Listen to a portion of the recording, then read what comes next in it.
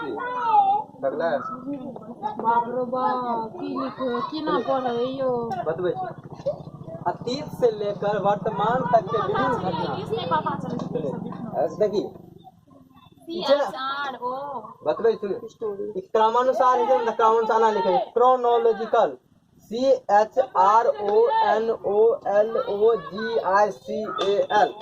Chronological माने क्रमानुसार study माने अध्ययन एंड माने और एनालिसिस माने विश्लेषण ऑफ डिफरेंट माने विभिन्न इवेंट्स माने घटनाओं फ्रॉम मतलब से एंशिएंट माने प्राचीन से लेकर आधुनिक समय तक कोई हम लोग इतिहास करते हैं इज नोन एज इंग्लिश में अगर 22 के हमरा chronological study and analysis of different events from ancient to modern time is known as history माने कथी अरे मतलब भेले पहला बात क्रमानुसार क्रोनोलॉजी में क्रमानुसार इन्हें कि हम कुछ लिख देलिए क्रमानुसार स्टडी करबे और एनालिसिस में विश्लेषण करबे ये डिफरेंट घटना छे सही छे डिफरेंट घटना छे तो कर एंशिएंट से मॉडर्न टाइम का उसी को हम लोग क्या कहते हैं डिफरेंट माने अलग-अलग ना प्रकार हां अलग-अलग घटना आदमी व्यक्ति जो भी है उसको हम लोग क्या कहते हैं इतिहास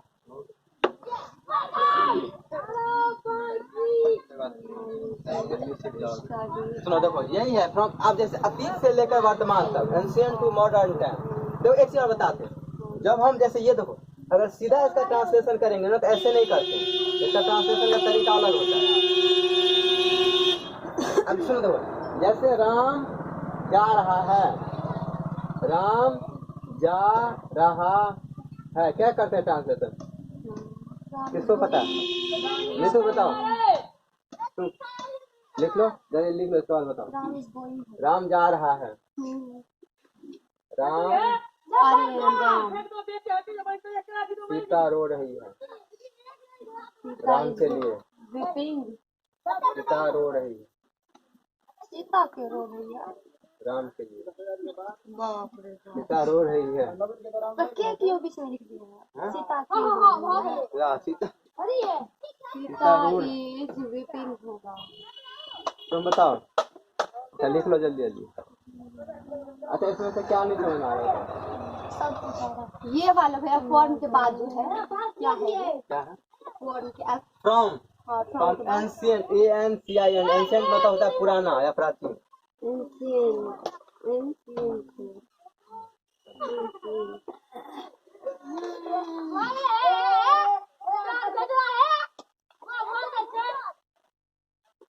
तुम लोग घर पे थोड़ा मेहनत क्या करो बिल्कुल नहीं पढ़ो कम से कम घर पे 4 घंटा सवारी पढ़ ही जाएगी क्या घंटा 4 घंटा ठंडी में गर्मी में 6 घंटा तो टाइम हो रहा कहाँ कहाँ चल 10 गर्मी में 6 घंटा से खा लियो कैसे की करे बियाह हो कर अहाँ त बाप रे तेज तते दूर तक बात बदलै छी न अपने बियाह होइ छै क्या पढ़े छी पढ़े त छियै अच्छा क्वेश्चन बना के ले लो STUDY स्टडी STUDY वीडियो में रिकॉर्ड है तो बजियो अपने बाज दै छी नहीं पढ़े थी कौन वीडियो रिकॉर्ड आप कहाँ चालू कर दिए कल कहाँ पे थे लिखा रहे वही लिखा रहे ये वाला छूट गया था ये इजी डेफिनेशन है कल वाला ही चालू कर इतिहास का स्रोत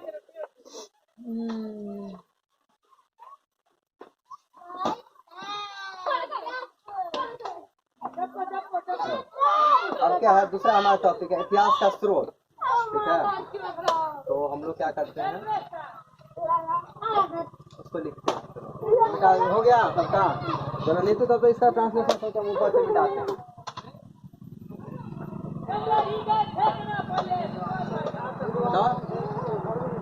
ट्रांसलेशन वाली बताओ कुछ नहीं सुन पाता है भाई ट्रांसलेशन बताया हाँ अको राम जा रहा है सीता रो रही है सीता रो रही है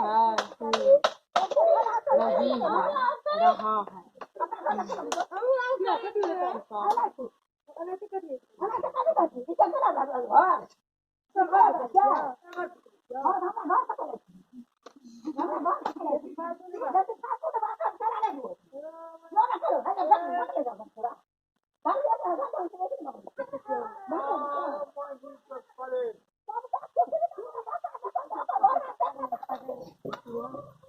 चलो बताओ, नीतू बताओ, अंजलि तुम बताओ, सब सोच के रखो। बेटा राम जा रहा है और सीता रो रही है।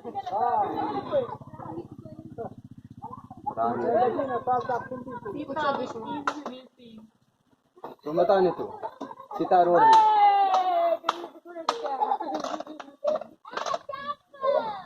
तुम लोग नहीं इंग्लिश पढ़ी हो कहीं नहीं?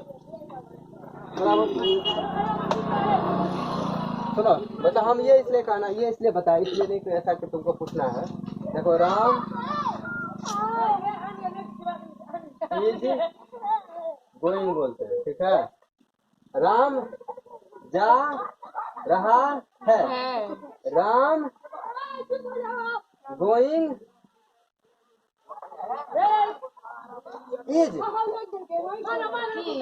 Ram going is. हाँ देखो, खाए चाहिए, जाना चाहिए, आराम चाहिए, ठीक नहीं है। सीता सीता रोना, weeping, Sita weeping is. Sita is तो वीपिंग। सुनो, तो इसीलिए क्या होता है, इंग्लिश का जो हम ट्रांसलेशन करते हैं ना, तो इसमें थोड़ा क्या अंतर ये होता है कि हम सेंटेंस को फ्रेमिंग सही तरीके से करते हैं, ठीक है। उसके लिए कुछ रूल बना गया है, क्या है रूल, उसी रूल को फॉलो करके हम लोग बनाते हैं, ठीक है। जैसे ये टेंस के आधार पर, इसीलिए हम लोग क्या टेंस पढ़ते हैं, ठीक है ना। टेंस, वर्ब, एडजेक्टिव, एडवर्ब जो भी है ना, चलो वर्ब क्या होता है बताओ, क्या पूछा जाएगा? नीतू का नाम ले लिया ना, नीतू बताओ वर्ब क्या होता है।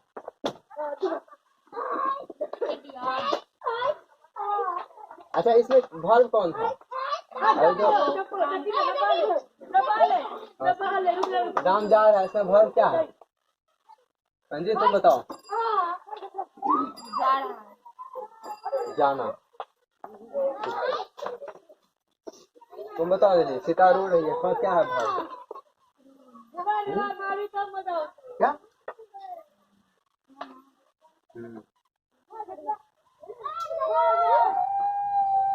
क्या करना लगने?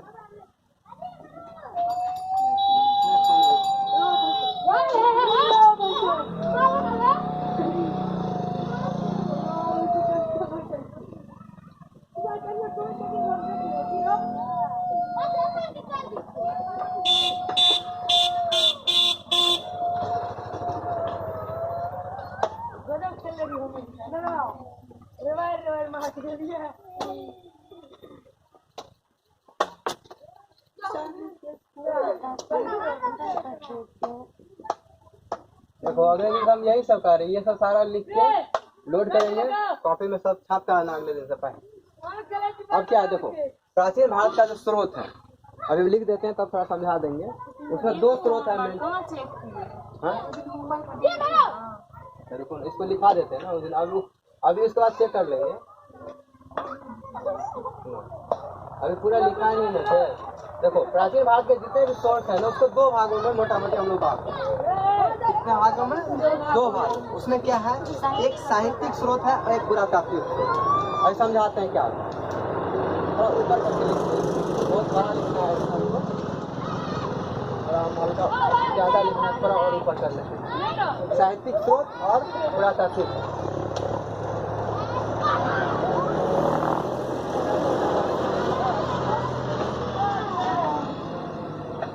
साहित्यिक,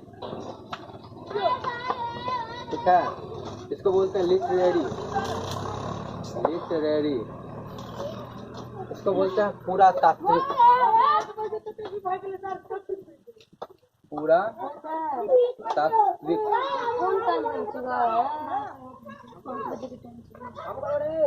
पुरातात्विक, आर्कियोलॉजिकल, आर्कियोलॉजिकल, ठीक है, पुरातात्विक और साहित्यिक और पुरातात्विक। देखो इसमें चार है, इसको हम लिख लेते हैं पहले। इसके अंदर चार कैसे, देखो पहले लिखो कैसे बनाएंगे। यानी तो सवाल में देख लो, इसके बाद लिख लेना। इसमें 4 है, ठीक है, ठीक, 4 है। पुरातात्विक में जैसे कि अभिलेख,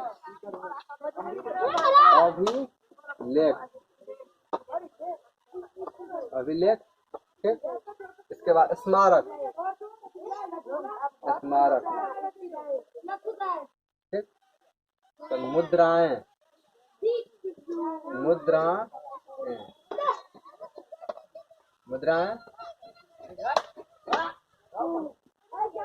कला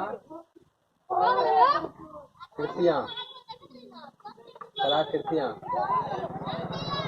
और एवं बर्तन,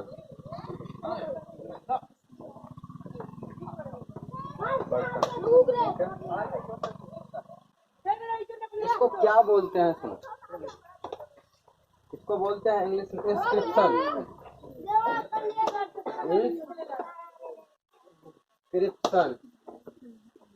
इसको बोलते हैं मोन्यूमेंट, इसको बोलते हैं कॉइन्स, और आर्ट एंड यूटेंसिल, कला, आर्ट एंड यूटेंसिल, ये क्या लिखे हैं? मोन्यूमेंट, स्मारक। अब सुनो, इसमें क्या है, हमारे सोर्स में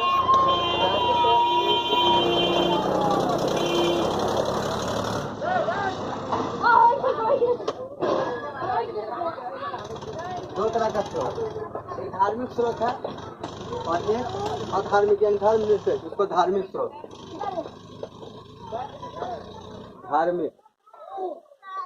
उसको बोलते हैं रिलीजियस टेक्स्ट, ठीक है, रिलीजियस। और यहाँ पे है एक, इसको थोड़ा बड़ा करके, क्योंकि इसमें 2-3 है, तो धर्म निरपेक्ष या इसको अधार्मिक बोलते हैं, धर्म निरपेक्ष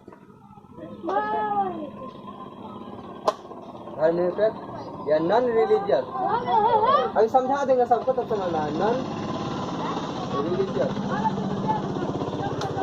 कुछ धार्मिक किताब है, कुछ अधार्मिक किताब, ठीक है। अभी हम पूरा लिख देते हैं, फिर सब समझाएंगे। धार्मिक किताब, कुछ अधार्मिक किताब। धार्मिक किताब में मेनली अपने यहाँ 3 तरह का धार्मिक किताब है, ठीक है। यहाँ पे अब 1 2 इसमें 3 है, ब्राह्मण, बौद्ध और जैन।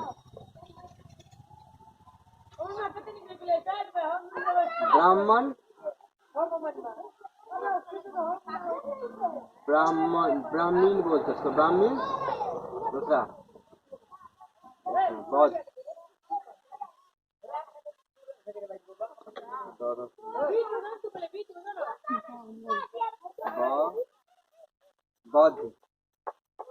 बौद्ध, ठीक है। और तीसरा जैन, इसी में ज एंड जैन, ठीक है। इसको बोलते हैं बुद्धिज्म, BHISM, बुद्धिज्म। इसको जैनिज्म, JAINSM, जैनिज्म, ठीक है। और इसलिए इतना छोटा हो गया, जैनिज्म। अब ये धर्म निरपेक्ष में 2 तरह का है, ठीक है। धर्म निरपेक्ष ऐसा जो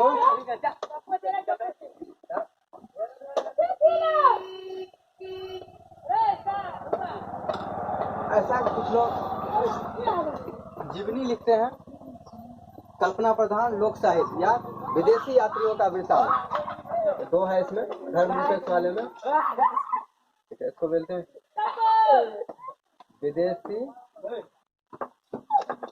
ठीक है, विदेशी यात्रियों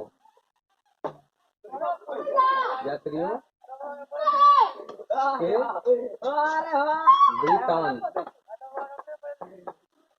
वृतांत, इसको बोलते हैं स्टोरी फ्रॉम फॉरेनर्स। और ये है कल्पना प्रधान लोक साहित्य, जीवन चरित्र,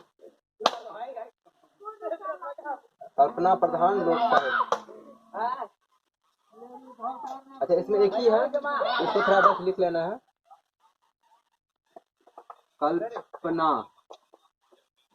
कल्पना प्रधान कल्पना प्रधान लोक साहित्य। अच्छा कंबल हम लाए हैं जो कि बिल्कुल ही ठंडा को दूर रखेगा। जी हाँ, अच्छी क्वालिटी वाला कंबल आई लोक साहित्य।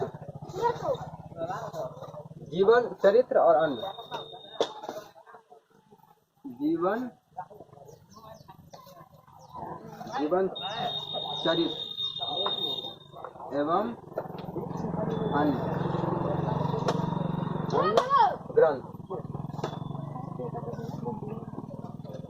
चलो, विदेशी जो हमारे यहाँ है उसमें 4 लोग हैं। यहाँ लिख देंगे मिटा के। सुनो ना, लास्ट इतना ही है। इसमें क्या है? यूनानी, चीनी और तिब्बती मुसलमान। मतलब ये जो विदेशी लोग आए सबका नाम में यूनानी, नहीं मोटे पे तो है यूनानी,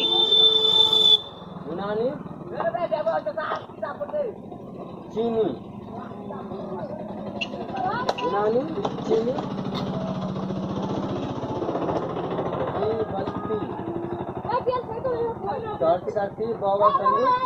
तिब्बती और मुसलमान। अब हम समझा देते हैं तो तुमको सबसे समझ में आ जाएगा। तो इतना ही बस हमको बताना। मतलब सुनो, हम जो प्राचीन भारत पढ़ते हैं ये कि यहाँ हमको पहले ना इस समय गैप थोड़ा ज्यादा हो गया, यहाँ थोड़ा ले लेते ना।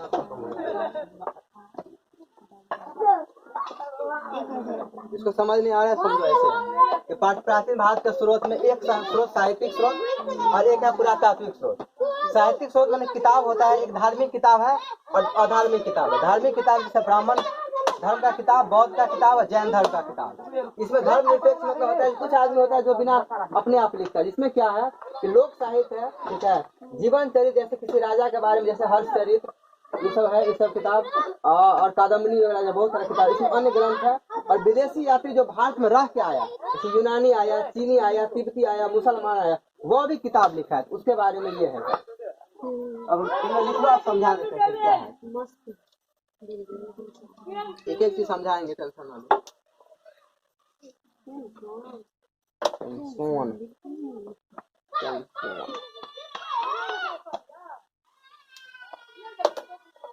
भैया यहाँ पे एम पे क्लोज कर दिए हैं क्या? ये जैन जो है तो एम ही तो है। बौद्ध का इंग्लिश जो है क्या लिखे? ये जैनिज्म, JINISM है, जैनिज्म होता है। ए भी है इसके बीच में। कहाँ ए भी? JAINISM जैनिज्म बोलते। तो पूरा एक्चुअली जगह नहीं बचा। वो क्या लिखा है? यूनानी, चीनी, तिब्बती, कार्तिक का ती, बौद्ध संयुक्त, अद्रिकी का तिब्बती, मुसलमान।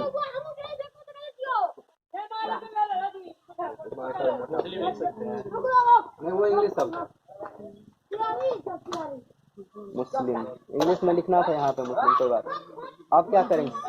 अब समझाते जल्दी जल्दी क्या चीज है।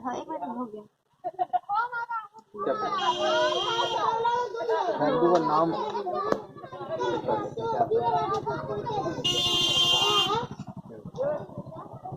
नाम से वीडियो में शायद नीचे वाला नहीं आ रहा है।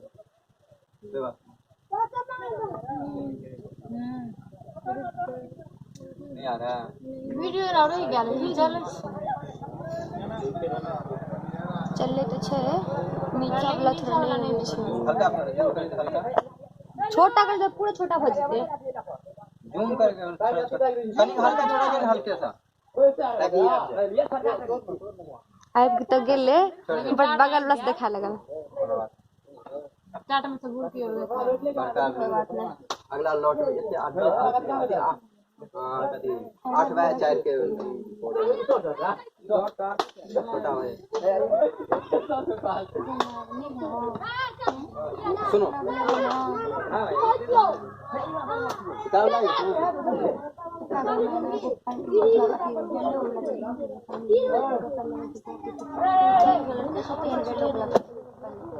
अरे सुनो, तब लिख लीजिए।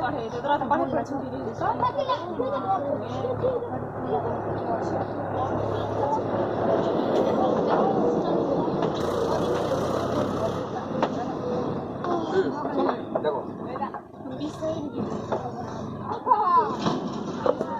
हमारे पास क्या है,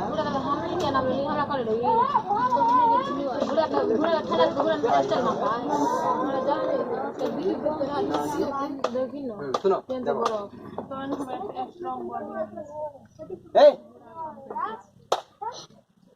आप देखो हमारे दिमाग में कल जो हम कोई भी आगे पढ़ेंगे, हमारे इतिहास का जो कालक्रम है, कालखंड है, चाहे वो सिंधु सभ्यता हो, देखो ध्यान से समझो, चाहे इंडस वैली से जैसे सिंधु सभ्यता आए दिमाग में, ठीक है, या वैदिक सभ्यता आएगा दिमाग में, या पाषाण काल आएगा दिमाग में, तो सबसे पहले हमारे दिमाग में यही सवाल उठेगा कि भाई इसके बारे में हम लोग पढ़ते कैसे हैं। इसीलिए हम ये चैप्टर पढ़ते हैं कि भारतीय इतिहास का स्रोत, कि भाई हम ये सब जो चीजें पढ़ेंगे, मतलब हमारा इतिहास जो सजाया गया है वो कैसे सजाया गया, किस आधार पर, कि मतलब हमारे इतिहास का क्रम ऐसे है, सुनो ऐसे है कि हमारे इतिहास में घटना ऐसे घटता है कि लगभग 20 लाख पहले आदमियों का उदय हुआ, जो कल बताए थे। इसके अलावा प्राग ऐतिहासिक काल, आदि ऐतिहासिक काल और हिस्टोरिकल पीरियड, तो वो जो टाइम है उसी के अंतर्गत कल आज के कल बताएंगे। ये पाषाण युग, अब थोड़ा दूसरे तरीके से समझो कि पत्थर काल है तो अलग हो। अच्छा, ये सबसे बड़ा नया स्टूडेंट को दिक्कत होता है कि ये क्लास बोलते ये वर्गीकरण कैसे किया गया, तो ये अलग अलग लोग अलग अलग आधार पर वर्गीकरण करते हैं। कुछ लोग ऐसे कि पत्थर युग, कांसे का युग, आयरन युग, ऐसे वर्गीकरण करते हैं। हम उसमें नोट में लिखवाए थे, मतलब अगले दिन लिखवाएंगे। तो मोटा मोटी ऐसे बांटा गया है कि पत्थर का युग शुरू का टाइम था, पत्थर का युग सबसे पहले आया, फिर लोग क्या हुआ कांसे का, मतलब धातु के आधार पर कांसे का युग आया, फिर इसके बाद सिंधु घाटी सभ्यता आया उसी में, फिर इसके बाद वैदिक सभ्यता आया। ऐसे लोग फिर धीरे धीरे मौर्य काल, फिर इस तरह से हिस्ट्री का शुरुआत हम लोग मानते हैं। मतलब हम जो शुरू में पढ़ते हैं। अब सवाल है कि ये जो पाषाण काल बार बार हम बोल रहे हैं, इस पाषाण काल के बारे में भाई हम पढ़ेंगे कहाँ, या सिंधु सभ्यता के बारे में कैसे पढ़ते हैं, कहाँ से पढ़ते हैं, ये सिंधु, इसको इंडस वैली सिविलाइजेशन या वैदिक सभ्यता है, इसके बारे में कैसे पढ़ते हैं, ठीक है। तो इसके लिए दो तरह का साक्ष्य होते हैं, एक तो साहित्यिक साक्ष्य और एक होता है पुरातात्विक। साहित्यिक मतलब होता है बुक, मतलब क्या, अब देखो जिसको नहीं समझ में आ रहा है तो साइड साइड में लिख ले, जो ये बुक क्या है, बुक यानी किताब कोई भी, ठीक है। और ये पुरातात्विक मतलब क्या होता है, जमीन में घुसे खोद के निकाल लिए, क्या होता है, जमीन से खोदना, जमीन से खोदना, ठीक है। जमीन से खोदेंगे या कोई पुराना मोन्यूमेंट, इसमें देखो इसमें कोई जमीन से ही नहीं कोई खोदेंगे, कोई पुराना चीज भी है, जैसे कि देखो अभिलेख है, इसे बताते हैं। अभी जमीन जनरली क्या होता है, पुराना कोई भी चीज है, जनरली हम लोग जैसे जमीन से खोदते हैं, या कोई पुराना चीज है हमारे पास जो किताब नहीं है, कोई बिल्डिंग है, कोई पैसा है, इसको हम लोग आर्कियोलॉजिकल मतलब पुरातात्विक साक्ष्य के अंतर्गत रखते हैं। तो दो पहले क्लास के, एक तो किताब हो गया और एक दूसरा हो गया जिसमें तुम्हारा क्या बिल्डिंग हो गया, पैसा हो गया, मूर्ति हो, कुछ भी, मतलब इसमें हमको स्पष्ट पता चला किताब, किताब के अलावा जो भी हम लोग पुरातात्विक के अंतर्गत रख सकते हैं, ठीक है। किताब में है, देखो अब सवाल आता है कि किताब कैसा, तो एक तो किताब ऐसा होता है कि कुछ धार्मिक ग्रंथ होते हैं, जैसे हिंदू वाला अपना धर्म लिखे ग्रंथ लिखा, जिसको हम लोग ब्राह्मण धर्म ग्रंथ बोलते हैं। उसके बाद बौद्ध धर्म, चूंकि देखो 600 ईसा पूर्व के उस टाइम में ब्राह्मण और जैन धर्म, खासकर प्राचीन भारत में यही दो धर्म, मुसलमान सब बाद में आया है, ठीक है ना, इसलिए उसको प्राचीन भारत के अंतर्गत हम लोग नहीं रखते, ठीक है ना। तो बौद्ध धर्म और जैन धर्म, हालांकि इसमें एक पहले हो गया, लेकिन जब हम इसमें पढ़ते हैं ना तो मेनली ब्राह्मण धर्म, बौद्ध धर्म और जैन, ये किताब है। तो ब्राह्मण ये जो ब्राह्मण धर्म है उसका कुछ किताब है, बौद्ध धर्म का कुछ किताब है, जैन धर्म का किताब। तो ये धार्मिक, जैसे कि ब्राह्मण धर्म में जैसे जब हम लोग वेद पढ़ते हैं, ऋग्वेद, सामवेद, यजुर्वेद, अथर्ववेद, ये सारा ब्राह्मण ग्रंथ है। उपनिषद है हमारे पास,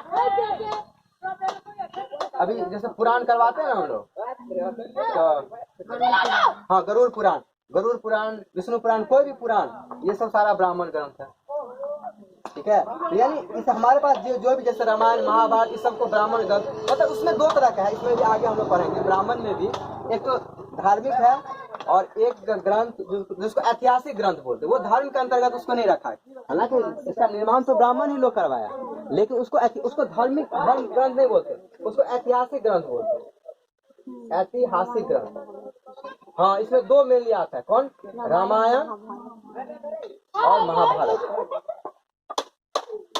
ये दो ग्रंथ है जिसको हम ऐतिहासिक ग्रंथ बोलते हैं।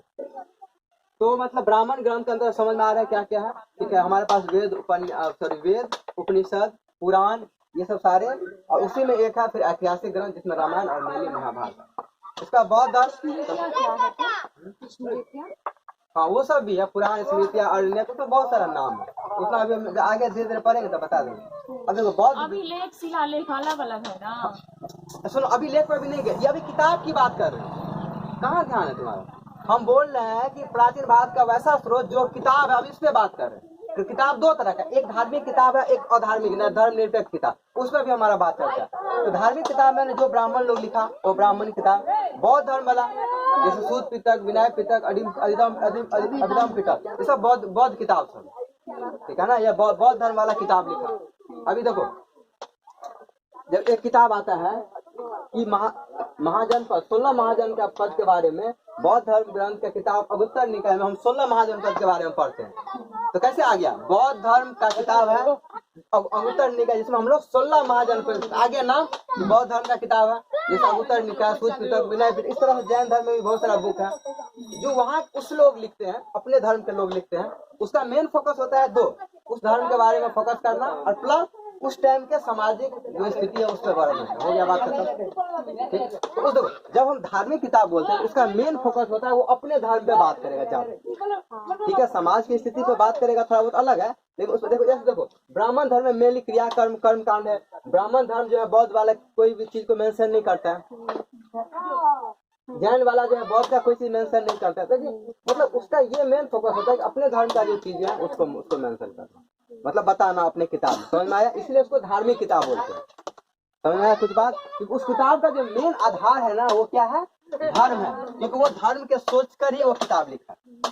दूसरा आधार क्या है? सुनो, ऐसा जो है जो धर्म निरपेक्ष हो।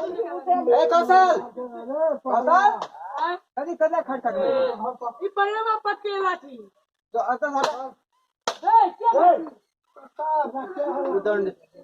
एक है दूसरा धर्म निरपेक्ष, नॉन रिलीजियस, मतलब जिसको धर्म से कोई मतलब नहीं। जैसे कोई राजा के बारे में कोई लिखा, ठीक है ना, जैसे कल्पना पर, इसमें 2-3 किताब आता है। जैसे कि कोई कल्पना, कोई कहानी लिखा, लोक साहित्य मतलब जैसे किसी गांव का कोई किस्सा प्रचलित होगा तो कोई लिख दिया, लोक साहित्य। जीवन चरित्र मतलब जैसे हर्षचरित कोई राजा लिखा, या बाण भट्ट द्वारा हर्षचरित लिखा गया है। इस तरह बहुत सारा किताब है, ठीक है ना। जब अब अभी आएगा ना तो आगे बता देंगे। वो किसी कोई राज दरबार में कोई कवि होता तो सिर्फ उस राजा के बारे में, तो वो जीवन चरित्र हो गया। और भी अलग ग्रंथ है। तो देखो इसमें अंतर क्या है? ये धार्मिक किताब है और ये अधार्मिक, माने एक्चुअली धर्म निरपेक्ष बोलते हैं हिंदी में। धार्मिक और अधार्मिक भी लिख सकते हैं, अधार्मिक शब्द अच्छा नहीं होता है, इसलिए इसके लिए टर्म यूज करते हैं धर्म निरपेक्ष, ठीक है। तो धर्म निरपेक्ष में क्या हो गया? कल्पना प्रधान हो गया, ठीक है। ये इसमें देखो 2 तरह का बात, इसमें यही का लोग जो लिखा इसके बारे में मेनली इसमें है, ठीक है। लोक साहित्य हो गया, और कुछ लोग, दूसरा क्या है, कुछ विदेशी लोग भारत उस टाइम में